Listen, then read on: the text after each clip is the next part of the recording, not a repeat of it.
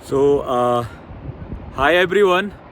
आज हम लोग हैं यहाँ पे गंगोत्री धाम में। मेरे साथ मनमोहन भट्ट जी हैं यहाँ पे। ये है हमारी टीम हिमालयन ड्रीम टेक्स में गाइड। तो आज मैं मनमोहन भट्ट जी, आप बताइए, आपसे जानना चाहूँगा कि अपने बारे में थोड़ा सा बता दीजिए लोगों को, और फिर उसके बाद शुरू करते हैं हम लोग मंदिर से। जानना चाहूँगा भट्ट जी कि गंगोत्री हम लोग इसको क्यों बोलते हैं, और यहाँ का सबसे मेन हिस्सा क्या है, वो अगर गंगा टेम्पल है तो उसकी हिस्ट्री क्या है। गंगोत्री यहाँ इसलिए कहा जाता है क्योंकि यहाँ पे गंगा उतरी थी। पहला स्थान यही है जहाँ पे गंगा जी स्वर्ग से आई थी, इसलिए इसको गंगोत्री कहा जाता है। और इसकी एक 1815 के लगभग यहाँ पे अमर सिंह थापा नाम के एक नेपाली गोरखा हुआ करते थे, जिन्होंने उत्तराखंड में उसमें उत्तराखंड को गुलाम बनाने के लिए नेपालियों ने आक्रमण किया था। तो उस वक्त की बात है, जो 1815 से लगभग यहाँ पे मंदिर का छोटा सा एक निर्माण किया था। उसके बाद राजस्थान के उदयपुर के राजा आए, जिन्होंने इस मंदिर का नवनिर्माण किया। तो इस तरह से यहाँ कई लोग आते गए और उन्होंने मंदिर के प्रति अपना दान देते रहे, और इससे मंदिर का काफ़ी निर्माण हुआ। और जो यहाँ की मेन जो बात है, ये है राजा भगीरथ की, जो कि भगीरथ जी की तपस्थली है। और उससे पहले भगीरथ जी के जो दादाजी हुआ करते थे, राजा दिलीप, इक्ष्वाकु वंश के जो राजा दिलीप थे, उनके अंशुमान हुए। अंशुमान के बाद भगीरथ जी हुए, सागर हुए, फिर भगीरथ जी हुए। भगीरथ जी ने यहाँ पे 10,000 वर्ष तक तपस्या करने के बाद 3 बार तपस्याएं की। पहले तपस्या इन्होंने ब्रह्मा जी की, फिर विष्णु जी की, और फिर भगवान शिव की तपस्या की है। तत्पश्चात माँ गंगा जी धरती पर आई है और हमें अपने पावन जल से पवित्र किया है। तो भट्ट जी, अभी हमने डिस्कस किया कि गंगा माँ टेम्पल्स के बारे में और यहाँ पे क्या क्या हाइलाइट्स वगैरह है। इसके बाद आप हमें बताएंगे कि जो गंगा मंदिर के अंदर है, कौन कौन से देवी देवताओं को वहाँ पे पूजा जाता है और किस किस का भोग लगता है। गंगा मंदिर में मुख्यतः तो गंगा जी की प्रतिमा है, जो बाहर से तो धातु की बनी हुई है, लेकिन अंदर से पत्थर की है। बहुत पुरानी प्रतिमा है, पत्थर जो बनाया गया है, शिला है माँ की। उसमें भैरव जी हैं, सोमेश्वर देवता हैं, और ऐसे कई स्थानीय देवी देवता हैं जिनकी पूजा की जाती है। लेकिन गंगा मंदिर में सोमेश्वर देवता क्यों? सोमेश्वर देवता इसलिए क्योंकि ये लोग ये यहाँ का स्थानीय देवता है। अच्छा, जो पुजारी लोग हैं उनका इष्ट देवता है इष्ट सोमेश्वर। देवता है। वैसे यहाँ नागराज भी हैं, नागराज देवता भी हैं, और देवियाँ भी काफ़ी देवियाँ हैं जो स्थानीय देवियाँ हैं यहाँ की, इसलिए ये मुख्यतः यहाँ है। ओके। एंड भट्ट जी, एक और चीज़ मैं आपसे पूछना चाहूँगा कि जैसे हम लोग यहाँ पे गंगोत्री में हैं, हमने मंदिर विजिट कर लिया, गंगा स्नान कर दिया, उसके अलावा और क्या चीज़ें हैं जो हम लोग डे विजिट में अपना कर सकते हैं यहाँ पे आसपास? मुख्यतः जब कोई भी गंगा मंदिर में आता है, स्नान करता है, उसके बाद उसको हमेशा पंडितों के द्वारा पूजा करवानी चाहिए। और पंडितों के बही खाते बने हुए हैं, उसमें आपकी पीढ़ी दर पीढ़ी के लोग जो यहाँ आए होंगे उनके बारे में आपको सारा विवरण मिलेगा। और आप हमेशा यहाँ आके पितृदान के लिए पूजा करवाई जाती है, और उस पूजा को कभी भी आपको ये नहीं करना चाहिए कि मैं नहीं करवाता हूँ या मुझे पैसा देना पड़ता है। ऐसे नहीं, इससे क्या होता है, हमारे पितरों को मुक्ति मिलती है, क्योंकि गंगा जो है पितरों को मुक्ति देने वाली है, और इस कलयुग में गंगा ही है जो कुछ है।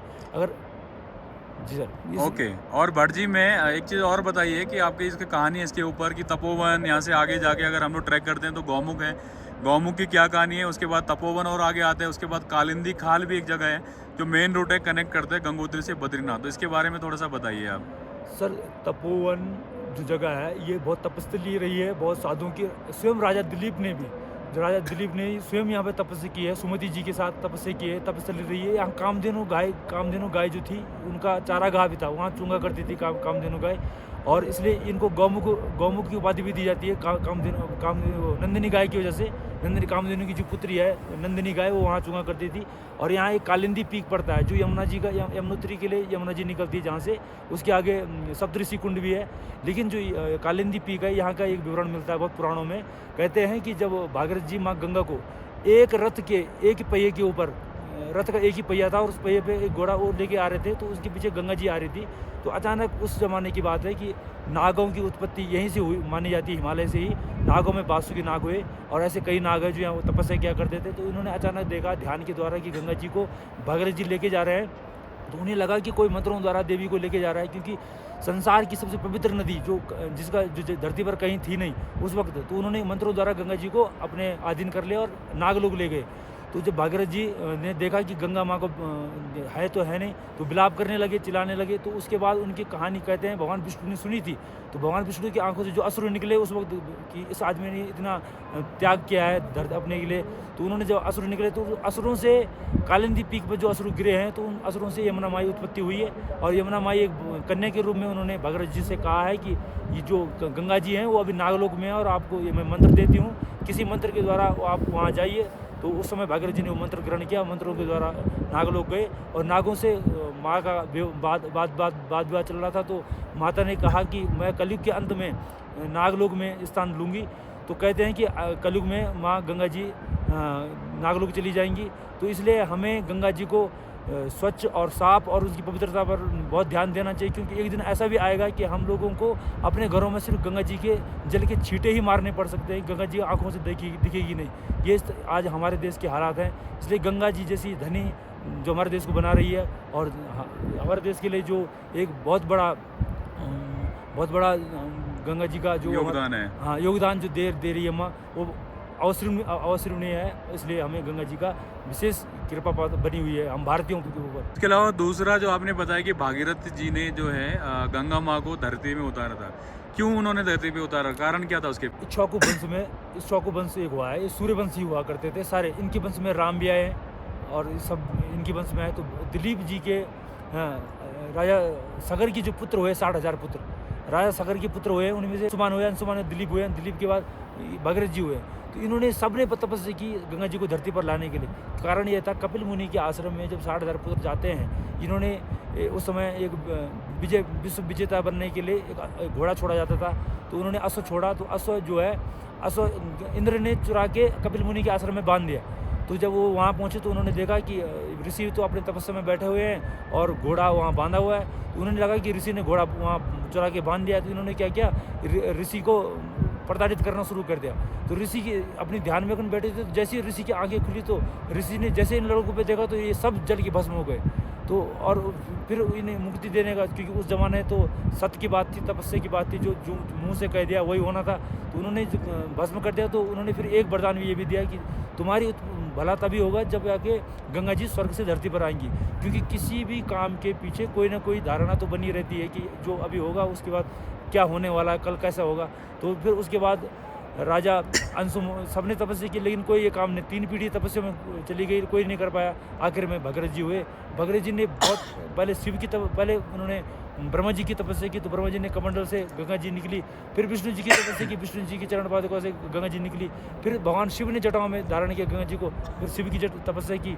इस तत्पश्चात गंगा माँ धरती पर आई। तो इस तरह इतना बड़ा योगदान देने वाला इस धरती पर, इतना बड़ा जिसने अपना देह त्याग कर दिया, सब कुछ त्याग कर दिया, जीवन त्याग कर दिया, ऐसे महान इंसान के पीछे हम आज जिस गंगा जी जो आज आ रही है, दर्शन कर रहे हैं, जिनके देखने मात्र से कई हजारों जन्मों का पाप नाश हो जाता है, ऐसी गंगा माँ को भागीरथ जी ने यहाँ धरती पर लाया है।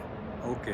एंड दूसरा भट्ट जी, यहाँ पे जो है 6 महीने तक तो कपाट खुले रहते हैं, वो बाकी 6 महीने यहाँ पे पूजा पाठ भी नहीं होता है। और यहाँ पे आप आ तो सकते हैं, लेकिन मंदिर के कपाट जो है हमेशा के लिए बंद रहते हैं, अगले 6 महीने के लिए, है ना।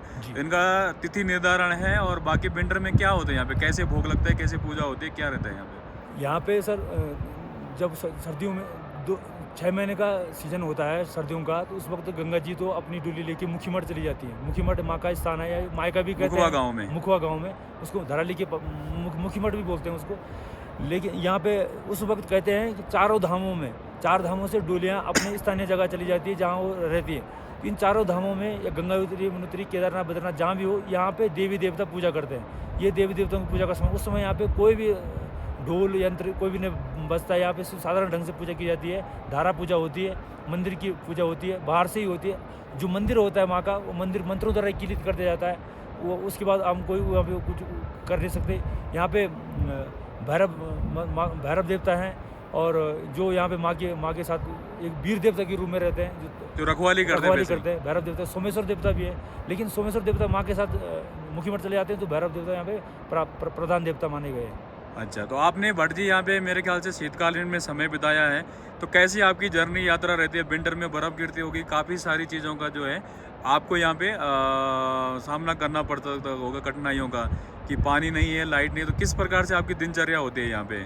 हम सर यहाँ पे जो भी व्यवस्था करते हैं, लकड़ियों का पूरा व्यवस्था करनी पड़ती है, सामान स्टोर करना पड़ता है, राशन पानी सब स्टोर करना पड़ता है, और गंगा जी का ही जल उपयोग करना पड़ता है। तो गंगा जी के जल का उपयोग के बारे में बताते हैं कि गंगा जी का जल अगर गर्म कर दिया जाए उसको, फिर वो उसका उपयोग अलग हो जाता है। लेकिन गंगा जी के जल को गर्म नहीं करते हैं, तो वो पानी, वो जल जो होता है उस वक्त पूजने लायक होता है। लेकिन जैसे गर्म कर दिया तो वो जल का जो तत्व होता है वो हट जाता है।